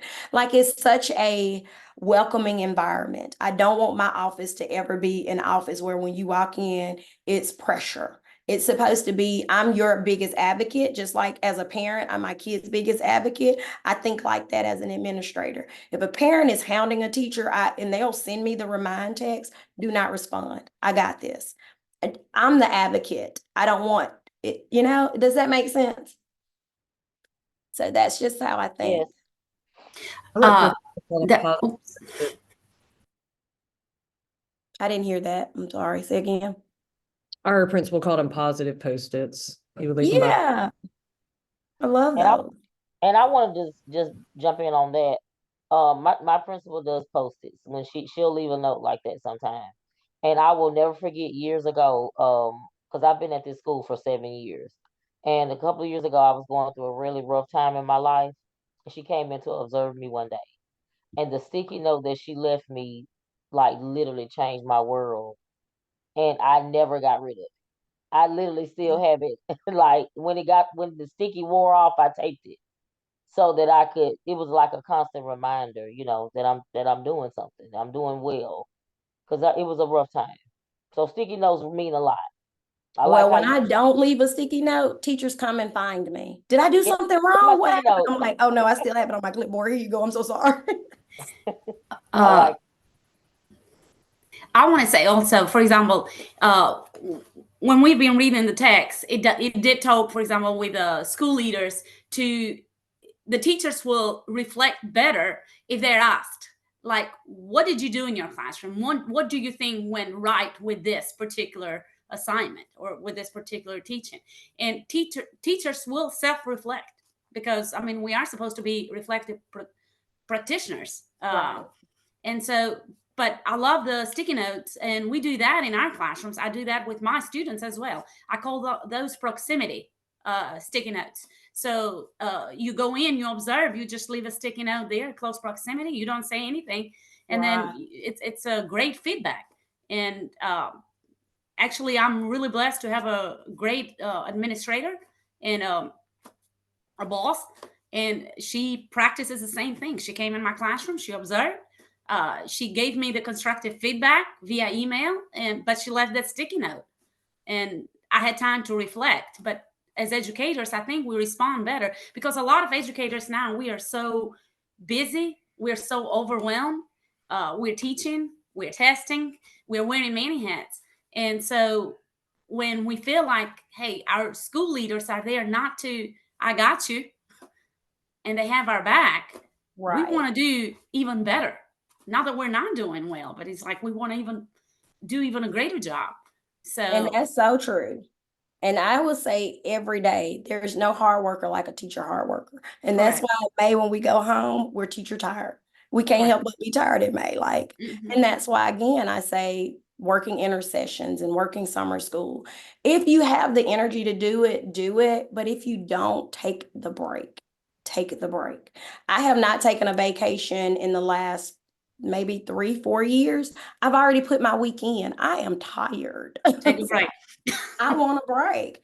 I'm gonna take a week off and just sit at my house. I don't even want to go anywhere. My husband's like, we're not gonna go on vacation. I'm like, nope, I just want to sit here. I just want to sit. So it is. It's a very tiring environment, but when you work in a place, and I say it all the time, we're family because you spend a whole lot of time at school with the people you work with. So you either build a family there or you hate being there. And so I feel like we've built that. And in your roles as leadership seekers, you should be filling that in even if your principals are not. Just start building some of that as part of just your role. All right, so element 3, aligning curriculum to standards, formative assessments. You know, we need to be always walking around, seeing what's going on, making sure things are going in the direction we want them to be going in terms of teaching the curriculum. Making sure that teachers, you know, have an understanding of the standards at their grade level. I will say this much about standards. Vertical alignment. If I'm a 4th grade teacher, I need to know what they learned in 3rd grade, and I also need to know where they're going in 5th grade. Those are all essential standards for the grade I'm sitting in. And I say that to my teachers. If you don't know if they learned this in the year before, you need to be talking to the teacher down there to figure it out. To understand, okay, you know this, let's see how we can help bridge the gap if you didn't fully understand it. Level of rigor. Rigor is a buzzword. When we start really talking about rigor, we start talking about not giving more, but going deeper. I've heard of, my oldest is 26, and I remember him being in advanced something math. It was a math class. And the teacher said, well, you've gained this, so I'm gonna give y'all homework tonight with 25 problems. I said, you must have misunderstood what he said. He said y'all were struggling, so he's gonna give you more practice. That is not rigor. We don't give more problems to say we are rigorous. What we do is take these problems and turn them into some word problems, or we say make a problem to make it rigorous. But giving more doesn't mean rigor. But just understanding those things and making sure teachers understand these things. PLCs, these are such important areas of development. If your PLCs are not intentional and is not about instruction, then you shouldn't even be having PLCs. This is not the area where we talk about report cards, unless we're talking about instruction that's affecting the report card. But this is not the area where we just start talking about the minutia of the school day. Did you turn your grades in? Hey, did you get this turned in? Did your team do this? That is not a PLC. PLCs are professional learning communities. If your teachers are not in there to learn something, then they should have that hour off. That's just my take. I'm not going to have an hour pulling a teacher and I'm not doing something as the teacher of the teachers. And when I say that, it's not always just me. I have a committee for a committee, and I like for my teachers to teach because y'all are experts at what you do, the craft of teaching. All right, ensuring viability of the curriculum. As the leader of the school, this is your main job. If you are not ensuring that things are being done, then you are not doing your job as the leader of the schools. I love the non-negotiable. I put that in here for standards. Standards are non-negotiables. You don't get to teach it because it's cute. You get to teach it because it aligns to a college career readiness standard in Mississippi. That's what they're called. I need you teaching the curriculum based off what we were told. And I tell my teachers this, the standards are put out there for Mississippi. Those are the baseline. You need to go beyond that. You have kids sitting in your room that can go beyond the baseline. That's where the rigor comes in, letting them go deeper into the content. All right, element 5, ensuring opportunity to learn critical content. You have to set your expectations and monitoring, inspect what we expect is a main thing. And that goes back to what I said before about being in classrooms. You don't know if teachers are teaching if you're sitting at your desk in your office. You don't know if kids are learning if you're sitting at your desk in your office. My teachers get tickled because I have a mobile desk that stands, I have it in the hallway. And if I got a lot of paperwork that has to get turned in, I stand in the central rotunda where my school branches off into 3 wings, and I stand right there. I can see kids in the hallway. I can see kids moving. I can see teachers moving. I can see who's in and out of their rooms 199 times, who's standing in the hallway chatting, and they see me. So normally on those days, no one's in the hallway chatting. But my assistant principal and I, we spend a lot of time there. I'm not in my office hardly any unless my bookkeeper nails me in there. Other than that, I'm in the halls all day, every day, because I have to be visible and I have to inspect what I expect. All right, now we're gonna skip the speed date round. I know y'all are very sad by this. But what I will ask is that you guys read these different questions. And if anyone has any feedback they'd like to share on one of the 4, please come off mute and share that. And we'll spend about another minute or 2. Again, I'm gonna value your time, and we're approaching 10 o'clock. So 2 hours is a long time on a computer, I understand. Any questions stand out that you would like to provide any feedback on?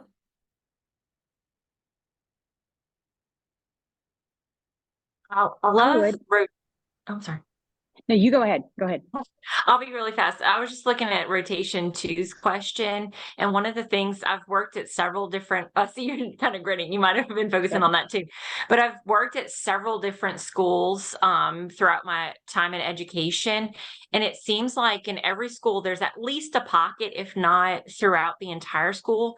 And you hit on it, Doctor, just a little while ago, like you said, we live and die as a team.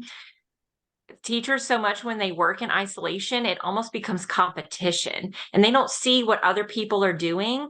And so you don't feel like a team. You don't feel like a healthy family, and it becomes a lot of competition. And so I just wanted to note that I really loved that thought of we live and die as a team. We should be supporting and encouraging one another as opposed to competing against one another. Yes, that's such a good point. Thank you. Totally agree. I totally agree. A question about rotation 2. What is the danger of teachers being isolated from other teachers? As an administrator, how can you ensure that teachers are not isolated? How can you ensure collaboration among teachers? Because like I find myself, I was on a team last year as far as algebra 2 and geometry. I had other teachers that I planned with.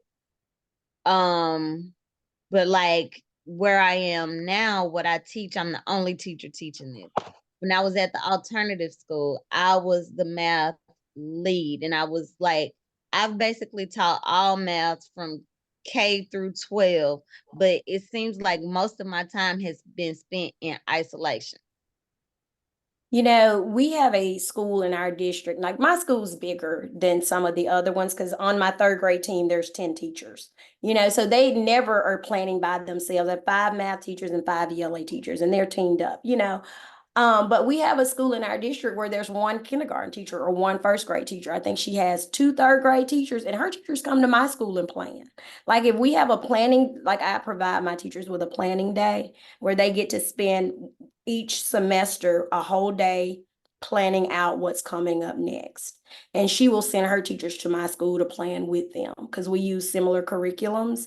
When I say curriculums now, I'm meaning like content, textbooks, and things. And she sends her teachers over just so that they're not like on an island trying to do things. I would tell you, if you're the only in your building, find other people in your district that do what you do. We're in an age now that you don't have to be in isolation. We have Zoom, we have Microsoft Teams. We have so many different avenues now that we can virtually be anywhere, that as a teacher in isolation, I would tell you to branch out and find you some people. Because for one, if you only think for you, you never get any other ideas. And that to me is dangerous. I want my kids to have different ideas about how things should be done, as well as when you hit a roadblock and you're like, this kid is not getting it. What can I do? If you have a community, then they have extra things they can tell you to do. And I'm gonna give you a perfect example of that. My art teacher is the only art teacher in my building. And she had never taught art before. She was a PTO mom that I hired to be the art teacher because she taught on rotation day for me, an art class for an hour. And I saw how just she dug so deep with it. And she was a teacher. She just had taken time off to raise kids or whatever. And she was telling me in her feedback yesterday after her formal, she said, I walked into this job and she said, the first thing I did was jump on Instagram and figure out what everybody was doing. She said, now I'm messaging these people that are in other states. She built a community of Yes. art teachers that she could do so. And when I say my artwork in my building is amazing. Like I had this big of a dream for it and she's grown it in the 3 years she's been there. But that's what when I say in isolation, I would speak with my administrator. I have found this teacher at this school in the district. I want to go over and plan with her. Is there any way that I can do that? And that's the problem that I was always running into as far as the time. And so I have utilized forums, online and things of that nature to, bounce ideas off of others. But there was always either the time that my administrators had available for me to do so, the other schools, they were on a different time schedule. And so it was like it was never working out. But now that I'm at the high school, my high school is the only high school in the district. And I'm the only one that teaches certain courses. And so I was just wondering, as an administrator, how would you go about ensuring that your teachers are able to collaborate? Because it doesn't seem to be like it doesn't seem to be, important to me as far as my administrators. They're like, girl, just do your thing. We trust you. And I'm like, but I would love to, collaborate with others. And I would be very transparent and say that, like, I'm so happy you trust me and I feel really good about that, but I really need to collaborate with some other people. And I would just be very transparent in my needs. Yeah. I would. And your administrators, they get out and about. They know other school districts and other schools where they could probably help you connect. But you got to not want to be on an island. I know a lot of teachers who would much rather close their doors and do what they do. And they don't stay with me long because I don't believe in a closed door approach. I had no problems with it until last year when I first came to the high school and I actually had a team to plan with, and I saw how it was fun. It motivated me. It had me thinking outside the box. It took off a lot of stress and pressure. And so now I'm like, I love that. And so it's like, missing it. Right. Yeah, I would not want to be on an island by myself, but I'm too people-y. I like people. All righty, guys, let me see. That is the end of our slideshow. We made it. Yay. With only one person having to get off. That's good. I know that's a lot. I know it is. That's why I like to tell y'all the first class is the longest. Thanks for all the interaction, though. I do appreciate that part. It makes it go by a little bit quicker when we're interacting. I'm gonna make sure I didn't miss anything. I do a lot of note taking just to make sure I don't miss something. While I am looking through this, does anyone have any questions that they have on their heart that they need to ask? You do have to come off mute for that. Are you going to stay on if we have individual questions that just pertain to us? Yes, I will be on. I can stay on. Yes. All right. Thank you. Let's see. And you all did your orientation last week, so you got all that information about your getting your mentor agreement forms in, your practicum hours, all of that stuff. So you are very aware of all of that. And I cannot help you with those questions anyway. If you have any questions about like practicums or mentor agreement forms, please send those emails to Dr. Sellers, which I will then forward you to her if you email me anyway, because she will be the person who will guide you beyond this class.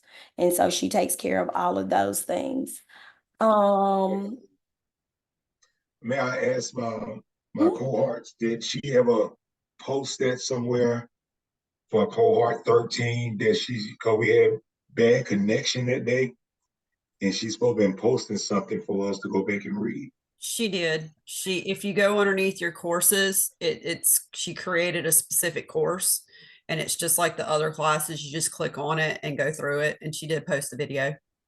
Is that Sandbox? Is that what yes, it's the Sandbox. Okay, gotcha. Thank you. Heather, did you want to ask Dr. Cockrell about the data with the confidentiality? Yes, thank you for reminding me. So I just wanted to make sure that any data that we pull, we have to make sure that there's no students' names on there. It needs to be general data. You have to black out all kids' names. We all still live under FERPA. Okay, so the question is the data that we're supposed to be pulling, we're pulling it by classroom. So do you want the classroom group on the breakdown of the individual things, or do you want like the individual student and what they need to work on? Nope. So you're looking at the overall score.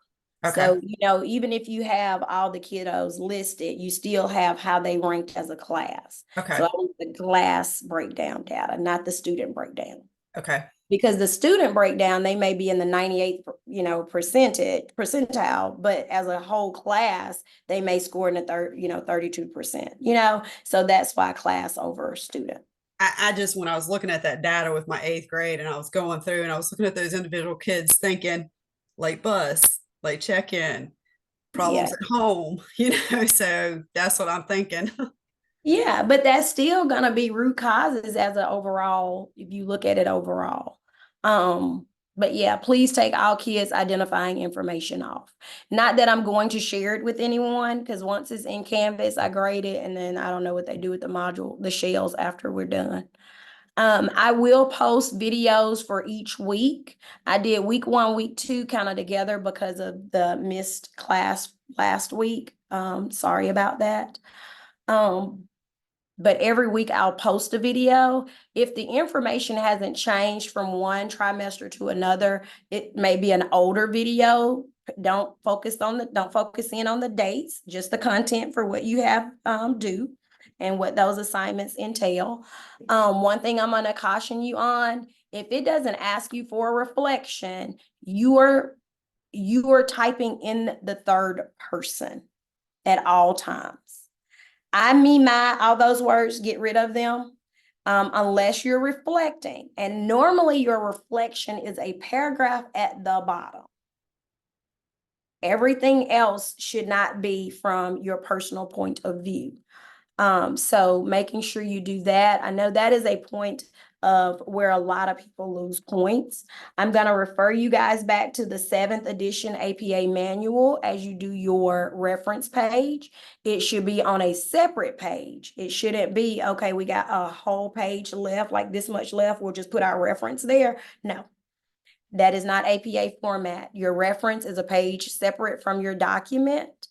The second line is where we indent. So making sure we refer back to those things. Your Turnitin score matters. If your Turnitin score is not in the green, then you have plagiarized. That's what Turnitin score means. So if you see a 42% for your Turnitin score, I would tell you to go back in your paper and update some things and then resubmit it.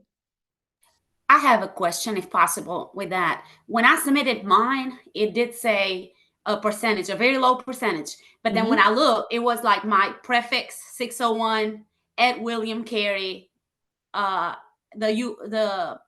William Carey because email. we all use the same cover page. So, and that's what it was. So that's why I say if it's in the green, don't worry about it. You're going to have a score. Everybody will get a different score. Here's the other thing. Let me say this. When you start turning in your group project, the first person in the group that turns it in will be in the green. The fourth person that turns it in is going to be all red. It's going to be like at 100%, bling, bling, and it may even give you a window. Don't worry about that. You know that's going to happen because we all are turning in the exact same thing, right? Don't send me a message. I'm in the red. I know you're in the red because, you got 3 other people that beat you to the submit button. So don't worry about that. Have a great day, Stacy. Don't worry about that part. Group assignments are going to be in red. Trying to think what else. Specialist group, y'all have 2 group assignments that you turn in. They'll both be in the red. Those are the only 2 that I know come back in the red. All of your domain assignments should not be in the red. You gotta don't use a lot of direct quotes. Paraphrase is better than direct quotes. And if any of you all are going to write a dissertation, I did do mine through William Carey. I think they give you like 3 direct quotes in a 200-page document. So learn how to paraphrase now and do it that way as opposed to trying to put a direct quote in. And every paragraph, guys, has to have a citation at the end. If you don't cite within that paragraph, you need to cite at the end. It's parentheses, Carbo and Marzano, comma, 2018. Close the parentheses and put a period. It's that simple. A lot of people like to do et al. Because Kathleen Marks is on there. It says with Kathleen Marks. She is not the author. Carbo and Marzano are your authors. Okay.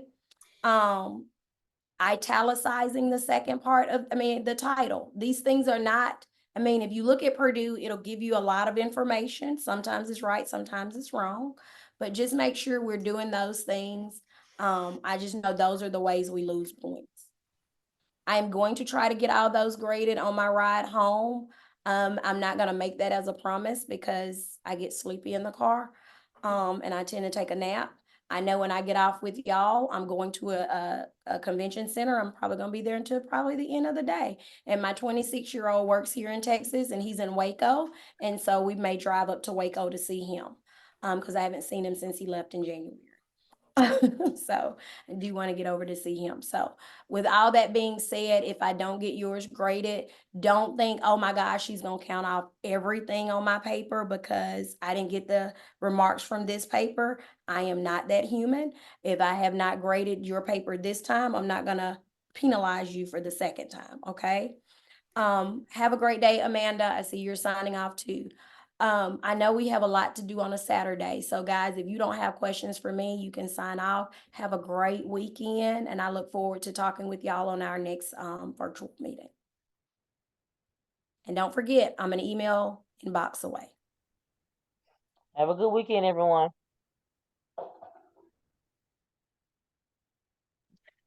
Dr. Cockrell, I have a question real quick about our paper for this week. And I know you kind of addressed it, but I just want to make sure that I'm on the right track. So the question is, what would you do to make sure you're leading and making decisions based on your school's data to improve student achievement? But I should not answer that as like I would, because that's first person. So I should rephrase what I've written to say, school leaders should establish. Yes, as an administrator, the data will support this, and this. My brain took a break. I can't even get my brain. So like, work. okay. Yeah. So always speak from as that a school place. leader, but I shouldn't say I. So it's almost like an implied I, but not. It's kind of weird. Okay, so that still counts as third person, even with that implied I. And Dr. Sellers and I have talked about changing the questions. Those were given to me. I don't like them because they imply that I'm going to give you my response. Like I'm the one that is pulling this data and looking at it, but no, it should be third person. I'm sorry. No, it's fine. I knew that we weren't supposed to write in first person, but because the question had you in it, it's a second person, then the response is usually first person, but I'll fix that before I submit it. Oh, thank you. So unless it uses the word reflection, we should not use I. Right. When you reflect, you are giving your personal opinion, and that's the only time. All right. And if we just are only using the book as a source, we're good to just write everything and then source it at the bottom in parentheses into the paragraph, not throughout unless we use direct quote, right? If you're not doing a direct quote, or saying according, well, if you say according to Carbano Yeah. and Marzano, then you put that 2018 out beside that. But other than that, no. You can Okay, do at just the end of the cite it. passage, and it'll be fine. That paragraph will be fine. All right, thank you very much. That answers my question. You are so welcome, Candace. Anything, you just send me an inbox. I am really okay with answering any questions because I am a perfectionist in recovery. Okay. Trying to recover from it, but it keeps coming back. So I know, and I like to have things done correctly. I like to submit it the right way. So it does not bother me. Dr. Cockrell, I think I overthink things a lot, especially when it comes to APA, because it's like I don't want to come up as a plagiarizing somebody. So it's almost like I kind of overdo it. Mhm. So when you mentioned to refer to page number, is that only if you use a direct quote, or That's a direct quote, yes. Okay, I just making sure because I'm kind of like, what do I do? So okay, thank you.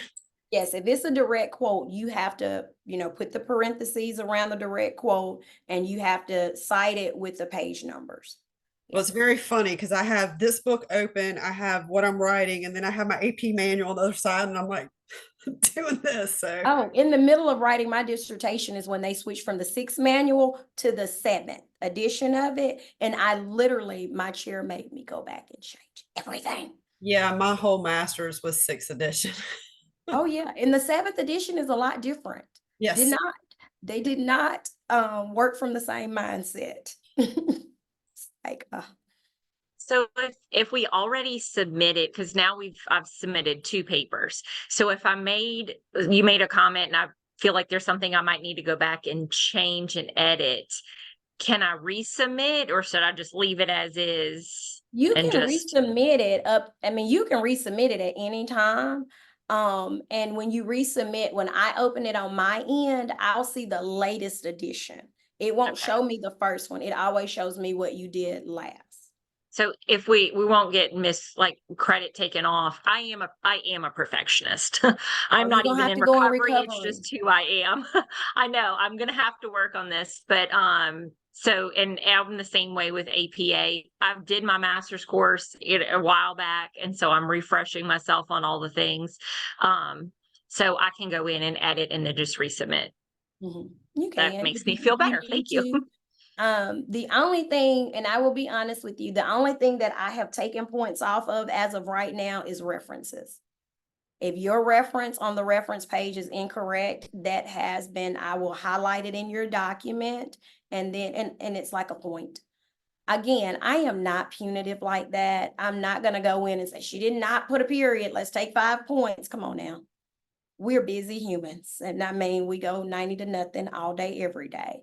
I do use the human concept of this is an oversight. If I can read it and it makes sense, I will probably highlight it just to bring your attention to it, but not to be punitive. So Candace, So you just calmed all my anxiety right there. I'm good now. I'm so serious, y'all. We are living a busy life. Just know that I do get that. And I'm not a career professor. It's a difference between people working in education and career professors. I've had both, and there is a difference. Well, I do have to say the high school that my 15-year-old goes to, they're doing an excellent job with rigor because she was steady editing my paper. She's like, Mom, this is not right. You're using this and you're using this. You need to correct this. And I'm going, how does my 15-year-old know more than I do? Because they're writing a lot of papers right now. Yeah, she's an advanced student. So yes, she is. My daughter's in advanced English too right now. And she's like, why do we write so much? I thought I was going to do more reading. I like the reading part more than the writing. I'm like, I'm so sorry. Yeah. Well, Candace brought up a point, and now I'm like wanting to maybe go back and change it. But because you said third person, I didn't use any first person in my last paragraph on my reflection. It's not going to count against you. Okay. No. Okay. Now, using third person over first person will always win in graduate work. It just will. And it's really just a mindset shift because it just is when you do Well, article critiques and all of that. my daughter kept on saying, "No, Mama, it's implied. No, Mama, it's implied. You're good." I'm like, See, okay. I'm gonna need her on my team. Get her to do some grading for me then. Sounds good. I just have one more quick question. I know that you've given very specific like page lengths. And I promise not to write a like 5-page dissertation or anything crazy like that. But if we're like a line over the page limit, like we're I'm I mean, again I've been deleting like tiny little spaces and trying to put, you know, I mean, not I read that- yeah, I read the second one and it was like 3.5 pages. I was like, so I've lost half my content trying to, and I promised to keep it real close to what it's supposed to be, but I was just. Well, thank you for keeping it close because this is a big cohort.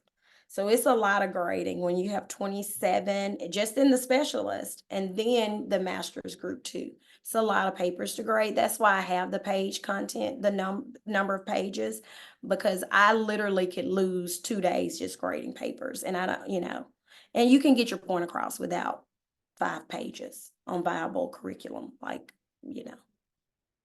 All right, ladies, is that it? Was everybody on today in the specialist version or is that both? It's both. It was Okay. both. All right. Thank you. All right, ladies, y'all have a great weekend and I'll see you next time.